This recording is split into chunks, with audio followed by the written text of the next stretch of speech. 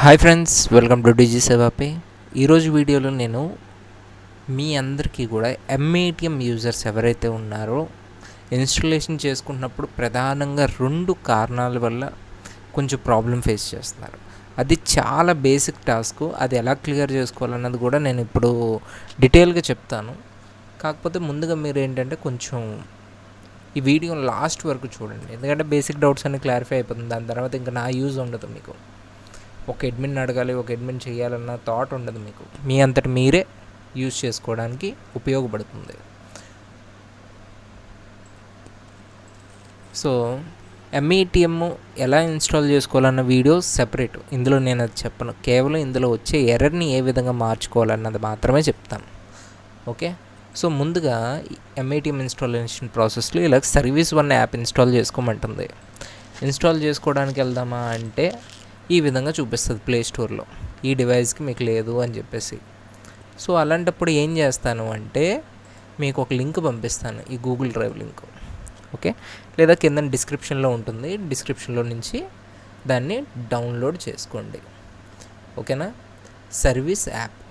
Okay, దీన్ని install చేసుకుంటే ఎంఏటిఎం service run అవుతుంది, లేకపోతే రన్ అవ్వదు. ఈ యాప్ ఉండాలంతే. ఈ యాప్లో ఏ ప్రక్రియ జరగదు. ఓకే, మనం సెపరేట్గా హ్యాండిల్ చేయాల్సింది ఏమి ఉండదు. యాప్ ఉంటేనే ఇక్కడ సర్వీస్ రన్ అవుతుంది, మన యాప్ నుంచి రన్ అవుతుంది. ఓకే. సో ఇది ఇన్స్టాలేషన్కి నేను లింక్ ఇస్తాను, అది ఇన్స్టాల్ చేసుకుని వాడుకోవచ్చు. అది ఇన్స్టాల్ చేసుకున్నాక ఈ విధమైన ఎర్రర్ ఏదైనా వచ్చిందనుకోండి, కీ ఇంజెక్షన్ ఫెయిల్డ్, దీనికి సంబంధించి ఇంకో లింక్ ఉంటుంది, ఇది అప్గ్రేడేషన్. ఇదేం చేస్తుంది అంటే ఎంఏటిఎం మీ దగ్గరకు వచ్చినప్పుడు దాని వెర్షన్ని మీ ఆండ్రాయిడ్ వెర్షన్ని సింక్ చేస్తుంది. రెండింటికి వర్క్ అయ్యే ప్రక్రియని ఇది కలుపుతుంది. ఓకే, సాఫ్ట్వేర్లో కొన్ని కీస్ అవి ఇన్స్టాల్ చేసేయాల్సి ఉంటుంది, అది ఇన్స్టాల్ అవుతుంది అంతే తప్ప కానీ ఇంకా వేరే ఏం కాదు. ఓకే, అది కూడా ఎలా చేయాలనేది నేను ఇప్పుడు చూపిస్తాను చూడండి. ఫస్ట్ ఈ విధంగా లాగిన్ చేసుకోమంటుంది. ఏది, ఈ మోర్ ఫ్రన్ అప్గ్రేడ్ యాప్ ఇన్స్టాల్ చేసుకుంటే లాగిన్ చేసుకోమంటుంది. లాగిన్ చేసుకున్నాక ఇలాగే యాక్సెస్ అలౌ చేయాలి. చేసుకున్నాక డివైస్ ఆన్లో ఉంటే ఇదిగో ఇక్కడ చూపిస్తుంది. ఆ డివైస్ మీద క్లిక్ చేస్తే ఇలాగే అలౌ అని ఉంటుంది. కనెక్టింగ్ వస్తుంది, పేరింగ్ వస్తుంది. అయిపోయిన దాని తర్వాత ఇదిగో అప్గ్రేడ్ అని వస్తుంది. అప్గ్రేడ్ అని వచ్చిన దాని తర్వాత ఈ విధంగా డీటెయిల్స్ అవి లోడ్ అవుతాయి. Okay, installing necessary keys, update successfully. Okay, ఎప్పుడైతే ఇది వస్తుందో ఈ యాప్ని అన్ఇన్స్టాల్ చేసేయచ్చు. ఏ యాప్ ఇది? Upgrade app. ఈ సర్వీస్ యాప్ అలాగే ఉంటుంది. సర్వీస్ యాప్ని తీయకూడదు, కేవలం అప్గ్రేడ్ యాపే. ఎందుకంటే అప్గ్రేడ్ చేసేసింది కాబట్టి దాంతో ఇంకేం యూజ్ లేదు.